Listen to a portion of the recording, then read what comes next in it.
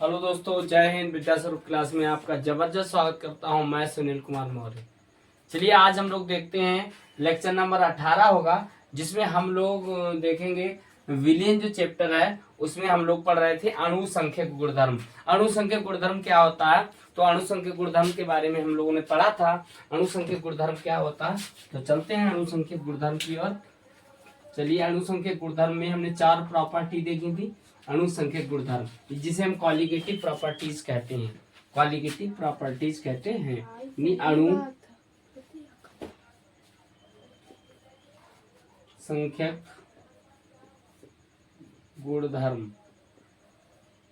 तो अणुसंख्यक गुणधर्म में हम लोगों ने आप वाष्प दाब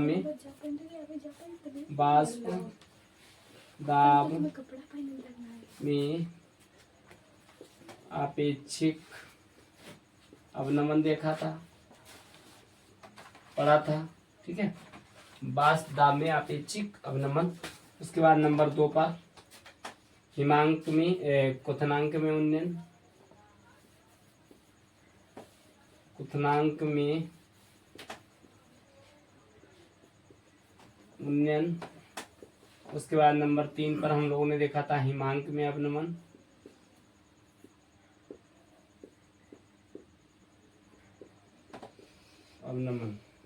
ठीक है, तो ये 3 चीजें हम लोग पढ़ चुके थे।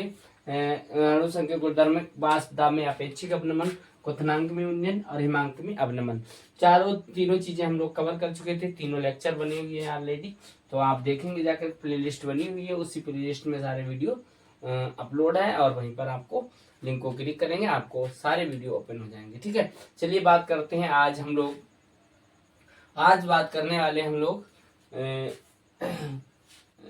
बात करेंगे आज परासरण। परासरण क्या होता है, चलिए देखते हैं परासरण। ठीक है, परासरण नंबर 4 की जो हेडिंग होगी, नंबर 4 पर हम लोगों को पढ़ना है परासरण। ठीक है, परासरण। परासरण मतलब होता है ऑस्मोसिस। ऑस्मोसिस बात करते हैं परासरण। परासरण जिसे कहते हैं ऑस्मोसिस। ऑस्मोसिस ऑस्मोसिस परासरण होता क्या है, चलिए परासरण के बारे में जानते हैं। परासरण क्या होता है, परासरण का मतलब होता है मतलब इधर से उधर जाना। परासरण मतलब एक विलयन से दूसरे विलयन की ओर जाना, ये परासरण होता है। चलिए देखते हैं परासरण का मतलब क्या होता है। चलिए देखते हैं, जैसे मान लो हमने 2 पात्र लिए हैं।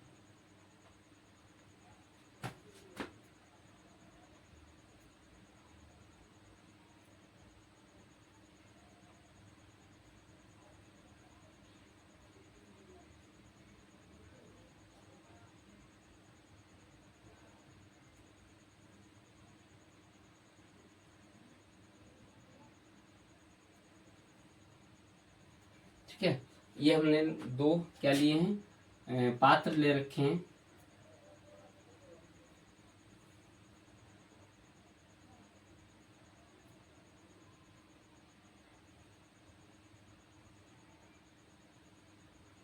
दो पात्र ले रखे हैं हमने, क्या ले रखे हैं, 2 पात्र ले रखे हैं।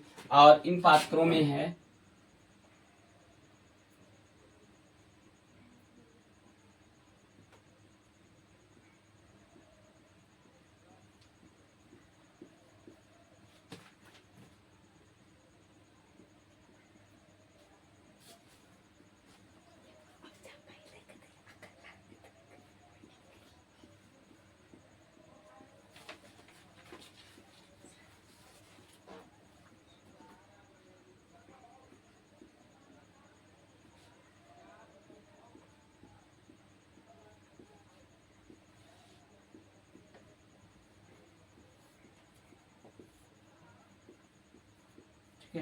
और ये है आपके पास शुद्ध विलायक।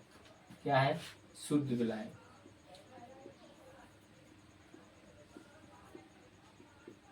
शुद्ध विलायक बात करें तो H2O है। क्या है, H2O। ठीक है, यहाँ पर बात करते हैं इधर इस वाले पात्र में। ये पहला मतलब हमारे पास पात्र है, ये क्या है, पात्र है। ठीक है, पात्र को हम मतलब ये पहला पात्र है। इसकी बात करते हैं, इसका ये ए है।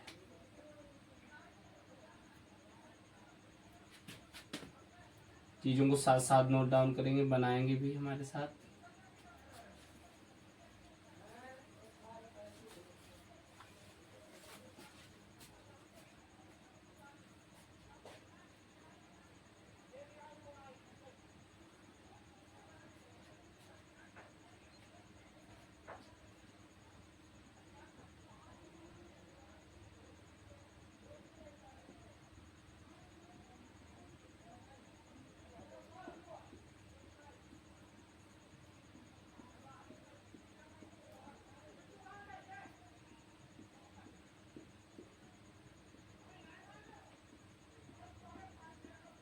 ये ठीक है।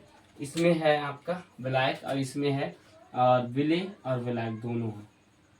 विलय है और इसमें क्या है, विलायक है। विलायक तो बात करेंगे तो इसमें क्या है, इसमें है विलियन। अगर विलय विलायक दोनों है तो इसमें क्या है, विलियन है। सोल्यूशन है, इसमें क्या है, विलियन है। बात करेंगे तो इसमें विलियन है और इसमें क्या है, विलायक है। इसमें क्या है, विलायक। तो देखो यहाँ पर अगर हम बात करें, जब अगर बात करते हैं तो इसमें विलायक है और इसमें विलियन है। ठीक है, इसमें क्या है, विलायक है और इसमें विलियन है। अगर बात करें हम तो देखो अब ये बीच में क्या लगा हुआ है, इसे हम बोलेंगे, इसे बोलेंगे S M M, S M, S P M, S P M. इसे कहते हैं सेमी परमेम्ब्रेन सेमी, मतलब क्या ना कहते हैं, ये हिंदी में लिख सकते हैं तो इसे लिखेंगे अर्ध पारगम्य झिल्ली। अर्ध पार अर्धपारगम्य झिल्ली, अर्धपारगम्य झिल्ली। अगर बात करेंगे तो इसे इंग्लिश में अगर लिखना चाहेंगे तो इसको हम कहते हैं सेमी परमेम्ब्रेन, सेमी, तो यस पी एम। ठीक है, तो सेमी पर। अब देखो समझो, पहले अगर हम बात करें, अब देखो मतलब जब ये बात करें तो इसमें क्या है, इसमें विलायक है। तो इस विलायक, जो इसमें विलायक की ये विलायक है, मतलब कह सकते हैं इसमें विलायक की मात्रा क्या है, अधिक है। विलायक की मात्रा क्या है, अधिक है। मात्रा विलायक की मात्रा, विलायक की मात्रा अधिक है। ठीक है, तो अगर हम बात करें तो इसके कण, मतलब इसके कण इधर की तरफ मूव करने लगेंगे। क्या मूव करेंगे, इधर की तरफ। मतलब तो हम कह सकते हैं कि अगर बात करें तो अधिक सांद्रता, मतलब बात करें तो सांद्रता तो इसमें कम है, बिलियन कम सांद्रता है, कम सांद्रता से अधिक सांद्रता की ओर मतलब मूव करेंगे। तो बात करेंगे इसमें सांद्रता क्या है, सांद्रता तो अधिक है, सांद्रता अधिक। और बात करें इसमें सांद्रता क्या है, कम, सांद्रता क्या है, कम। ठीक है, अगर बात करें तो और विलायक की बात करेंगे तो विलायक की मात्रा अधिक है। विलायक की मात्रा क्या है, अधिक है। विलायक की मात्रा अधिक है। विलायक की मात्रा अधिक है। और यहाँ पर मतलब अगर सांद्रता की बात करें तो कम है, और ये बात करें तो सांद्रता, विलयन की जो सांद्रता है वो क्या कम है, विलयन की सांद्रता, विलयन की सांद्रता। ठीक है, विलयन की सांद्रता। और यहाँ पर विलयन की जो सांद्रता है, विलयन की सांद्रता अधिक है और विलयन की सांद्रता क्या है, कम है। ठीक है, तो बात करें देखो, और अगर हम बात करें विलायक, तो विलायक की मात्रा तो अधिक है। अब इसके कण, मतलब इसके कण इधर की तरफ, इस वाले पात्र यानी मतलब कह सकते हैं अर्धपारगम्य झिल्ली को पार करते हुए, ये जो झिल्ली बनी हुई है इसे पार करते हुए जब इधर मतलब दूसरे मतलब विलायक विलयन की तरफ मूव करेंगे तो वो जो प्रक्रिया होगी उसे हम ऑस्मोसिस कहते हैं। तो हम कह सकते हैं कि जब कोई विलायक जब कोई विलायक मतलब कम सांद्रता से अधिक सांद्रता की ओर मूव करता है तो उसे हम कहते हैं परासरण। क्या कहते हैं उसे? परासरण। उसे हम क्या कहते हैं? ऑस्मोसिस। क्या कहते हैं? परासरण कहते हैं। तो ये कैसे मतलब चीजों को लिखना है, तो इन्हें डिफाइन करना है, कैसे लिखना है चीजों को। ठीक है, तो उसे क्या कहते हैं? मतलब ऑस्मोसिस यानी परासरण। ठीक है,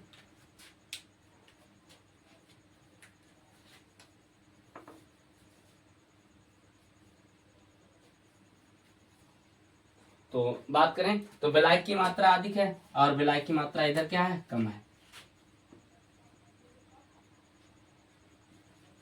विलायक की मात्रा ठीक है कम है। विलायक की मात्रा क्या है? कम है। ठीक है, अब प्रकृति के नियमानुसार अगर हम बात करें, प्रकृति के नियमानुसार क्या होता है? प्रकृति के नियमानुसार अपनी अधिक मात्रा से कम मात्रा की ओर मतलब मूव करता है। प्रकृति के नियमानुसार अगर हम बात करें, यहाँ पर लिख भी सकते हैं, प्रकृति के नियमानुसार, प्रकृति के नियमानुसार, प्रकृति के नियमानुसार, प्रकृति के नियमानुसार कम सांद्रता से, कम सांद्रता से अधिक सांद्रता की ओर,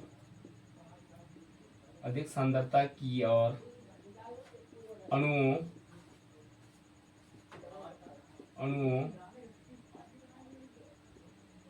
परमाणुओं आयनों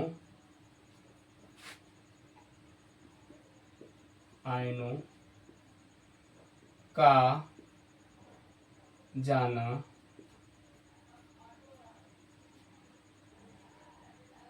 परासरण कहलाता है।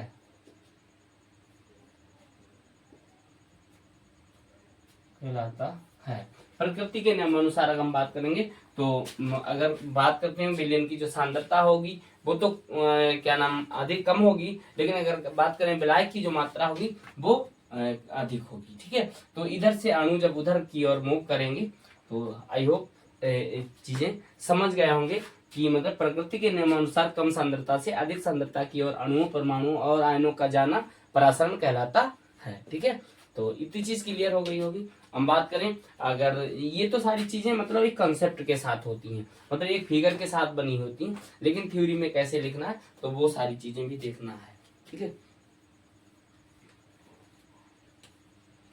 तो यहाँ पर लिखेंगे जब किसी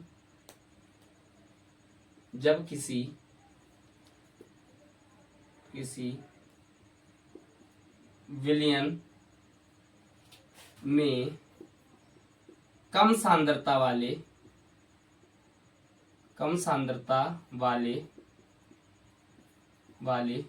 विलयन से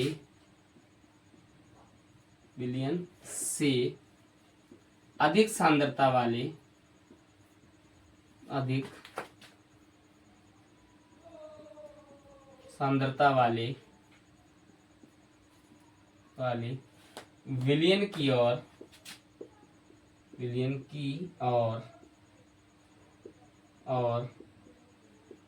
जाने वाले अणु, परमाणु, आयनों की प्रक्रिया को, विलयन की ओर जाने वाले अणु, परमाणु, आयनों की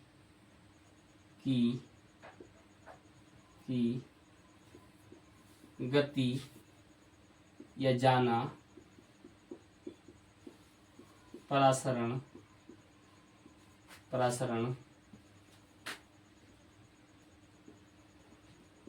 कहलाता है। ठीक है, तो ये सारी चीजें कॉन्सेप्ट के साथ मतलब होती हैं। ठीक है, तो बात करें तो ये जो मतलब ये सारी चीजें आपको पता भी लग गई होंगी। अगर हम बात करते हैं, चलिए देखते हैं कुछ परासरण की प्रक्रिया में होने वाले एग्जाम्पल भी होते हैं। तो कौन कौन से एग्जाम्पल है बात करते हैं।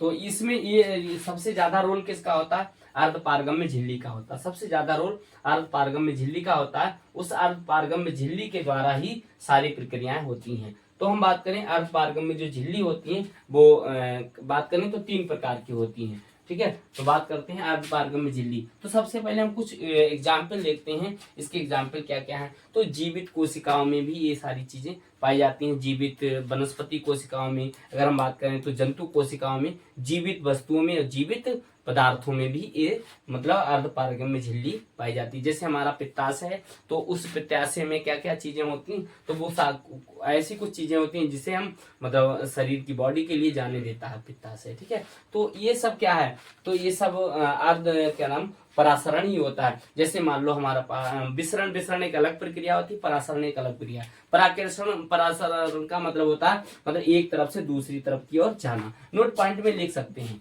परासरण का मतलब ही ये होता है, तो इसको हम लिख देते हैं जिससे आपको चीजें याद हो जाएंगी। नोट पॉइंट क्या लिखना है, मतलब परासरण का मतलब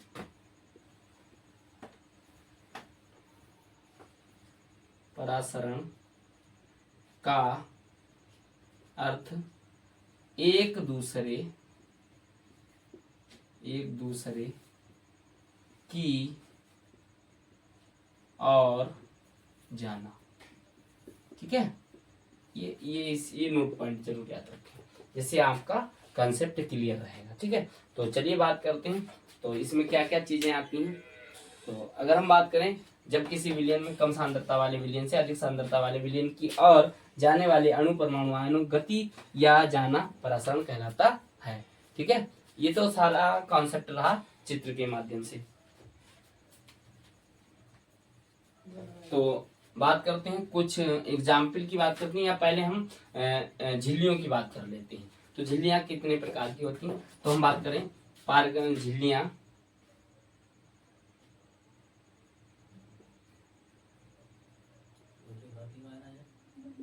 झिल्लियां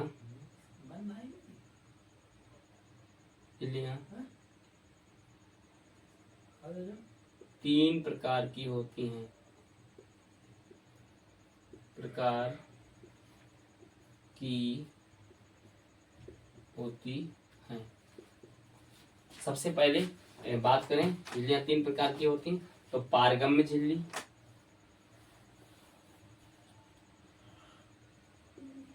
पारगम्य झिल्ली,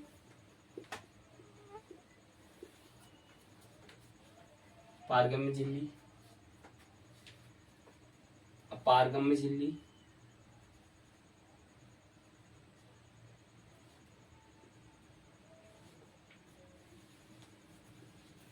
अपारगम्य झिल्ली,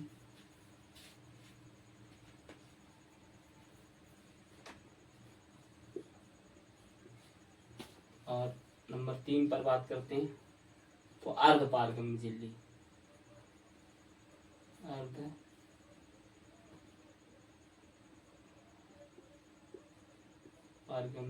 झिल्ली। तो देखो इसका मतलब क्या होता है, मतलब पारगम्य झिल्ली का मतलब होता है कि मतलब पारगम्य झिल्ली का मतलब होता है कि मतलब पारगम्य झिल्ली का सारे पदार्थों को बाहर जाने देती है। अपारगम्य झिल्ली का मतलब होता है बिल्कुल पदार्थों को इधर उधर नहीं जाने देती। अर्धपारगम्य झिल्ली का मतलब होता है कि कुछ पदार्थों को इधर उधर मूव करने देती है। ठीक है, तो सबसे पहले इनकी थोड़ी थोड़ी लाइन लिख देते हैं।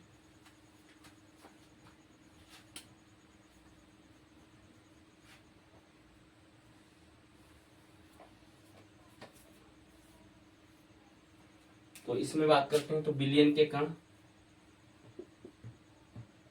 विलयन के कण एक से दूसरी की ओर, कण एक से दूसरी की ओर की और, ठीक है, और अपारगम्य झिल्ली का मतलब होता है विलयन के कण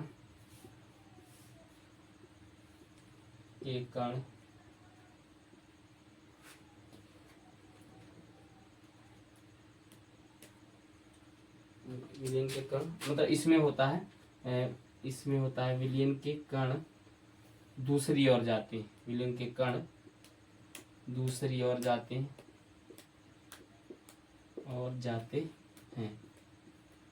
और इसमें होता है विलयन के कण कण कण कण केवल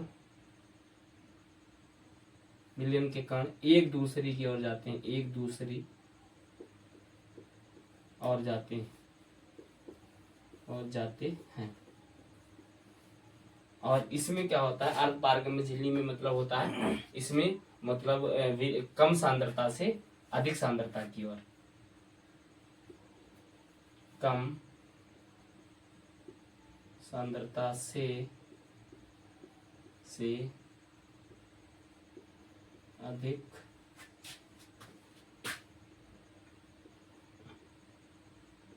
सांद्रता की,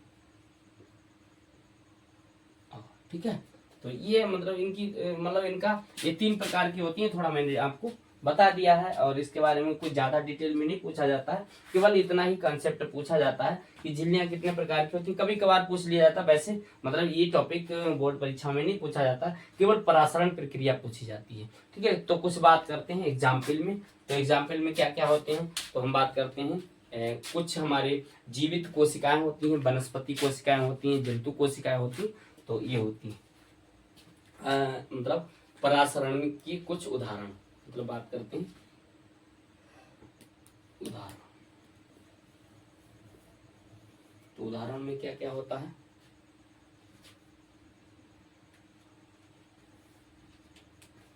जीवित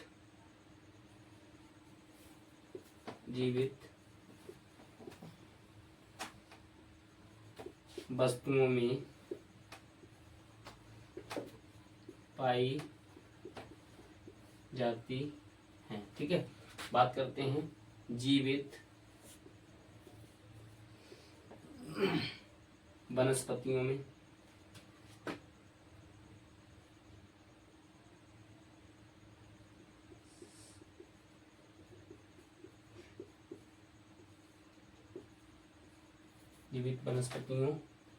में पाई जाती है, ठीक। बात करते हैं और भी है मतलब जीवित कोशिकाओं में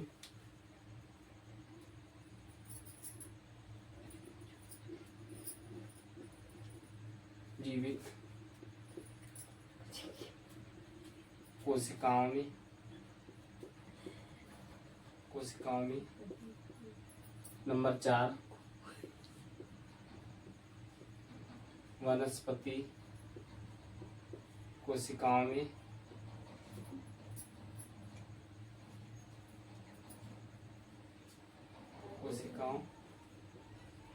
ठीक है। तो बात करते हैं मतलब जो वनस्पति और जो क्या नाम आपके जीवित कोशिकाएं होती हैं, पित्ताशय वगैरह में ये सारी चीजें, मतलब ये पित्ताशय एग्जाम्पल है, पित्ताशय, ठीक है। बात करते हैं और भी हैं मतलब अगर रासायनिक की बात करते हैं तो potassium copper, potassium, calcium phosphate होता है। अगर बात करें कैल्शियम फास्फेट होता है, तो अगर मतलब केमिकल की बात करते हैं, रासायनिक कुछ होती हैं तो उनके बारे में भी बात कर लेते हैं, ठीक है। तो कैल्शियम फास्फेट होता है रासायनिक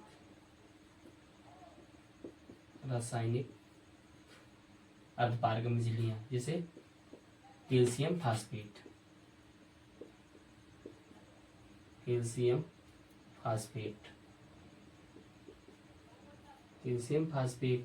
ठीक है। तो कापर फेरोसाइनाइट,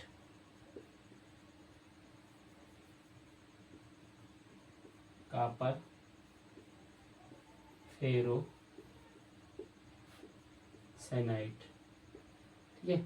ये हमारी रासायनिक कुछ अर्धपारगम्य झिल्ली होती हैं, कुछ ऐसी भी होती हैं, मतलब अगर हम बात करें तो इसमें और भी आती हैं,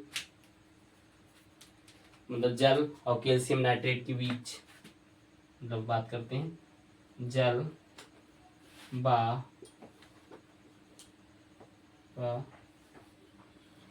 कैल्शियम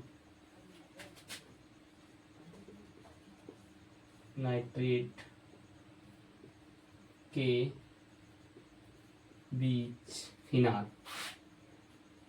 ठीक है, फिनाल, ठीक है। तो जल और कैल्शियम नाइट्रेट के बीच में जो फिनाल होगा वो अर्ध पारगम्य झिल्ली का कार्य करेगा, ठीक है। तो आई होप, आशा करते हैं ये सारे कॉन्सेप्ट आपको क्लियर हो गए होंगे और साथ में नोट डाउन भी किए होंगे, ठीक है। फिर मिलते हैं अगली वीडियो में। जय हिंद, बाय बाय।